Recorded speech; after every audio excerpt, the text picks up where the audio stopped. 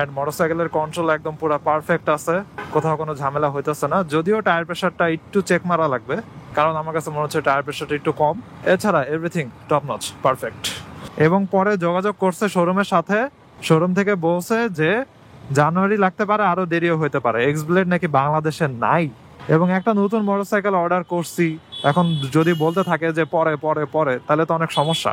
মনে করেন যারা রয়্যাল এনফিল্ড অর্ডার দিছে তাদেরকে কি বলছে 6 মাস 7 মাস পরে তারা বাইক পাবে। সো তারা এত লং টাইম ধরে ওয়েট করবে, এটা কেমন না? সো যারা আমার ভিডিও দেখতেছেন তারা যদি কেউ প্রোডাকশন লেভেলে অথবা শোরুমের সাথে সম্পর্কিত থাকেন, তারা জানায়েন আসলে হয়েছেটা কি। তারা প্রোডাকশন বন্ধ করে দিল, নাকি মাঝখানে একটা প্রোডাকশনের পজ গেছে, এই জন্য মোটরসাইকেলের ঘাটতি। এবং এই মোটরসাইকেলের চাহিদা কিন্তু অনেক অনেক মানুষই অর্ডার করে রাখছে কিন্তু পাইতাছে না।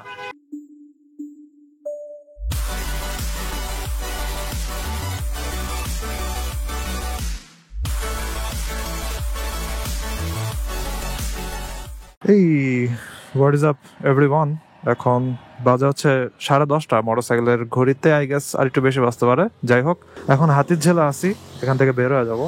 এই যে হচ্ছে মোটরসাইকেল, আর একটু আলোকিত জায়গাতে দাঁড়াইছি, কারণ ওই সাইডে আরো অনেক অন্ধকার। যদিও কিছু পোলাপান বৈশা আছে ওইখানে, কিন্তু অন্ধকারে জাস্ট আড্ডা দিতেছে আর কি। যাওয়া শুরু করি। মধুবাগ থেকে আসছি, এখন আমি চলে যাব হচ্ছে ধানমন্ডিতে আমার বাসার দিকে। Let's go. টার্ন নিতেছি কার্ভড রোডে। জোস জোস জোস, ও অ্যামেজিং। এন্ড মোটরসাইকেলের কন্ট্রোল একদম পুরো পারফেক্ট আছে, কোথাও কোনো ঝামেলা হইতেছে না। যদিও টায়ার প্রেসারটা একটু চেক মারা লাগবে, কারণ আমার কাছে মনে হচ্ছে টায়ার প্রেসারটা একটু কম। এছাড়া এভরিথিং টপ নচ, পারফেক্ট। গাড়ি ব্রেক করছে, আমিও ব্রেক করি, নাইলে পরে আবার ওই সিএনজিটার মতো পিছনে বাড়ি খেয়ে যাবো। যাই হোক, একটা স্পিড ব্রেকার আছে। এই রাস্তাতে চলতে চলতে এখন আর কি সবকিছু মুখস্থই হয়ে গেছে যে কোন জায়গাতে কি আছে না আছে। তবে ওই সাইডের রাস্তাটা মাঝে মধ্যে ভুলে যাই, এবং ওই সাইডের রাস্তাটার হচ্ছে স্পিড ব্রেকার ভেঙে ফেলছে, এখন স্পিড ব্রেকার নাই। এজন্য গাড়িগুলো একটু জোরেই আসে, রাস্তা পার হওয়ার সময় একটু খেয়াল রাখা লাগে আর কি। জোস জোস। অ্যান্ড অনেক ঠান্ডা লাগতেছে, লিটারেলি ঠান্ডা চলে আসছে পুরাপুরি আর কি। এদিকের রাস্তাতে, যেদিকের রাস্তাতে আর কি বাতাস আছে। এছাড়া অন্যান্য সাইডের রাস্তাতে আসলে এখন পর্যন্ত শীত অতটা আসে নাই। ডানা ইন্ডিকেটর দিয়ে দিলাম, লেটস গো। ব্রিজে উঠে যাচ্ছি হাতির ঝিলের। জোস জোস। Night ride always amazing, specially 10টার পরে, কারণ রাস্তা মোটামুটি খালি থাকে, তো এজন্যই মজা লাগে। খালি না থাকলে আর মজা লাগতো না। জোস। ব্রিজ থেকে নেমে গেলাম। আর শুক্রবার রাত, এই জন্য বসুন্ধরার সামনে জ্যাম খাওয়া লাগতে পারে। ভাবতেছি কি করব, থাক বসুন্ধরার সামনে দিয়ে চলে যাই, কারণ শুক্রবার রাত হইলেও রাত তো অনেক হয়েছে, তাই হয়তো অতটা প্যারা খাওয়া লাগবে না। রাস্তা পার হয়ে গেলাম, নাইস। জোস জোস জোস। মোটরসাইকেল একদম স্মুথলি চলতেছে, কোনো সমস্যা হইতেছে না। দেখি এবার ফুয়েল কনজাম্পশন কেমন হয়, কারণ ব্যাটারি তো নতুন, তাই নতুন ব্যাটারিতে নতুন পাওয়ার, এবং স্পার্ক এর পাওয়ারটা ভালো মতো পাইতেছে। সো ফুয়েল এফিসিয়েন্সি বাড়ার কথা। তবে সাদেক খানের পাম্প, ওইখানের ফুয়েল কেমন যাবে আই ডোন্ট নো, দেখতে হবে। যাক, রেল লাইন পার হয়ে গেলাম। By the way, X blade মোটরসাইকেলটা শুনতেছি যে পাওয়া যাচ্ছে না আর কি।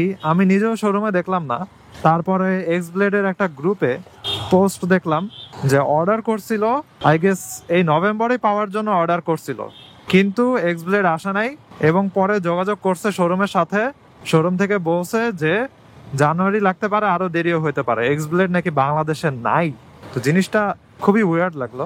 পরে ওই লোকটা বলতেছে যে একজন বাইকার হিসাবে আসলে এত লং টাইম ওয়েট করা এটা পসিবল না, এটা খুবই কঠিন একটা জিনিস। সে ঠিকই বলছে যে একটা মোটরসাইকেল অর্ডার করছে, আর আমরা যারা বাইকার আমরা কিন্তু মোটরসাইকেল ছাড়া চলাটা খুবই কঠিন আমাদের জন্য, কারণ আমরা একটা হ্যাবিট করে ফেলি এবং আমরা ওইভাবে অলওয়েজ চলি। এবং একটা নতুন মোটরসাইকেল অর্ডার করছি, এখন যদি বলতে থাকে যে পরে পরে পরে, তাহলে তো অনেক সমস্যা। মনে করেন যারা রয়্যাল এনফিল্ড অর্ডার দিছে তাদেরকে কি বলছে 6 মাস 7 মাস পরে তারা বাইক পাবে। সো তারা এত লং টাইম ধরে ওয়েট করবে, এটা কেমন না? পরে লোকটা বলে যে ভাই আমি তাহলে অন্য কিছু কিনা ফেলবো। তো এরকম অবস্থা আর কি। এবং অনেকে বলতেছিল যে হোন্ডা শাইন নাকি কি যেন এসপি 160 একটা বের হইলো না, Honda SP 160 I guess. So ওই মোটরসাইকেলটা দিয়ে নাকি হোন্ডা এক্স ব্লেড ডিসকন্টিনিউ করার চিন্তা ভাবনা নাকি ছিল। তো জিনিসটা কেমন আর কি, কই মনে করেন SP160 এর ফ্যান বেস আর কই হচ্ছে এক্স ব্লেডের ফ্যান বেস। এক্স ব্লেডে লিটারেলি একটা আলাদা ফ্যান বেসই হয়ে গেছিল এবং অনেক মানুষের পছন্দের মোটরসাইকেল এটা ছিল এবং অনেক মানুষ হচ্ছে এটার কেনার আর কি আকাঙ্ক্ষা করতো, জাস্ট বাজেটের জন্য পারতো না। আমার ভিডিওতে অনেক মানুষের কমেন্ট আছে যারা হচ্ছে আমার বিভিন্ন রিভিউ এর ভিডিওতে কমেন্ট করছিল যে ভাই আমার কেনার ইচ্ছা আছে কিন্তু বাজেটের জন্য পারতেছি না, এখন দেখি সেকেন্ড হ্যান্ড কোথাও পাই নাকি, এরকম অনেক কমেন্ট আছে এবং অনেকেই কেনার প্ল্যান করছিল, চিন্তা ভাবনা করছিল। এখন যদি এক্স ব্লেডই ডিসকন্টিনিউ করে দেয় তাহলে জিনিসটা কেমন হইলো? মনে করেন সুজুকি জিক্সার মোটরসাইকেলটা, ঠিক আছে, এটার কিন্তু একটা আলাদা ফ্যান বেস আছে, কিন্তু সুজুকি জিক্সার এটা কি ডিসকন্টিনিউ করে দিয়েছে তারা?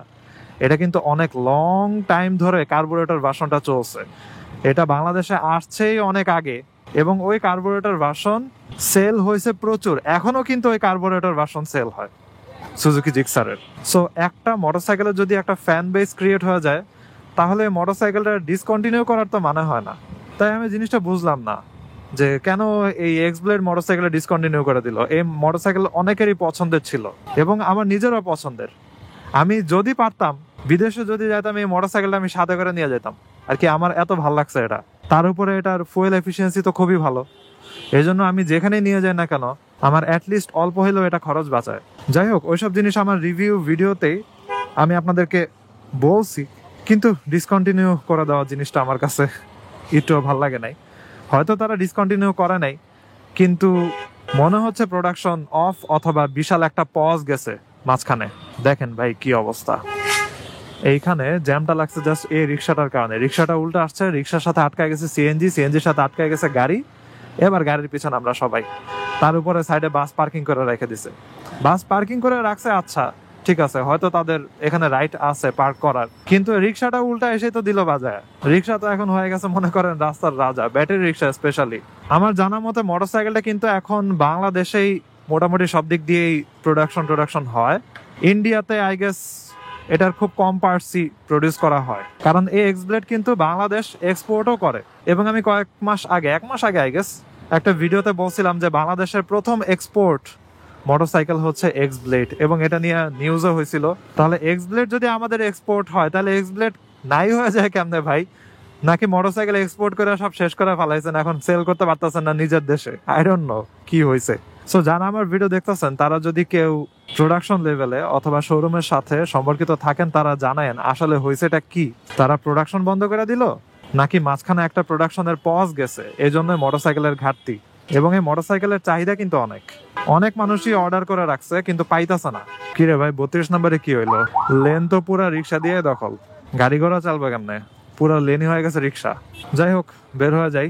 সো মেইন জিনিস হচ্ছে পাওয়া যাচ্ছে না এক্স ব্লেড। এই মোটরসাইকেলটা বিলুপ্ত হয়ে গেল, কিছুই বুঝলাম না। তবে আশা করতেছি পাওয়া যাবে, নাইলে তো শোরুম ওয়ালারা অর্ডার নিত না, তাই না? যদি একদম কমপ্লিটলি এটা ডিসকন্টিনিউ হয়ে যায় তখনই তারা অর্ডার নেওয়া বন্ধ করে দিবে। কিন্তু যেহেতু অর্ডার নিছে, যদিও কাস্টমাররা একটু ঘুরেতেছে আর কি, পরে আসবে, তারপর আশা করতেছি আসবে। হয় মাঝখানে বড় একটা পজ গেছে, অথবা এটা এক্সপোর্ট সবগুলা কইরা ফেলাইছে, এখন আর দেশে এটার পিস নাই। তো এটা লেটেস্ট ইনফরমেশন, অথবা ভিতরে আসলে কি হয়েছে এটা কেউ জানলে একটু বলেন।